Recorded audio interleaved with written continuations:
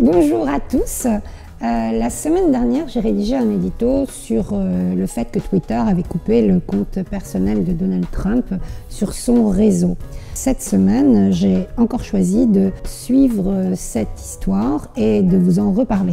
Donc, que s'est-il passé depuis? Il y a eu 3 réactions principales selon moi.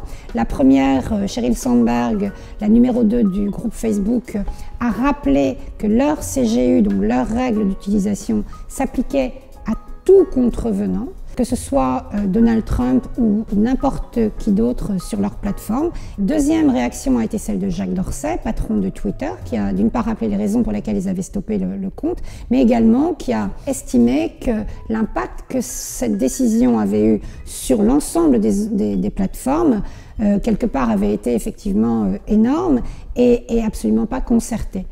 La troisième réaction a été celle de Tim Cook, qui a ouvert une porte au réseau social Parler en estimant que si ce réseau appliquait leurs règles, oui, peut-être, il leur réouvrirait leur store. Donc d'une part, Thierry Breton, commissaire européen, a évidemment rappelé l'existence depuis décembre du Digital Services Act, qui accentue la modération avec la création des gatekeepers pour les plateformes de plus de 45 millions d'utilisateurs en Europe.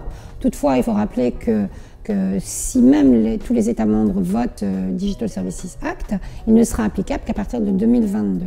La deuxième chose qui s'est passée, cette fois au niveau français uniquement, un amendement a été ajouté le 18 janvier au projet de loi pour étudier la faisabilité d'une levée de l'anonymat sur les réseaux sociaux. Où en sont les plateformes?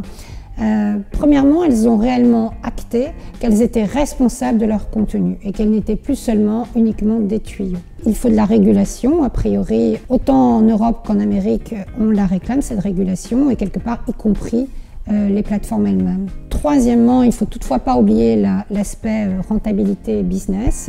Si Jack Dorsey et Tim Cook ont effectivement réagi très rapidement, c'est peut-être pas uniquement pour des raisons de modération politique, mais également pour des questions de rentabilité économique de leur propre business. Vu ce qui vient de se passer, on peut imaginer que les États-Unis vont revoir le cadre réglementaire dans lequel évoluent les plateformes. Les GAFA vont peut-être revoir leurs propres règles d'utilisation, mais pour autant l'Europe devra s'y conformer. D'où l'importance pour nous Européens de définir les limites et nos aspirations en la matière autour de tous ces sujets de liberté d'expression, contenu illicite sur les réseaux sociaux, etc. Et je terminerai par la seule bonne nouvelle à mon avis, c'est que le nouveau gouvernement américain, Joe Biden, n'aura peut-être pas la même utilisation des réseaux sociaux que celle qu'avait Donald Trump.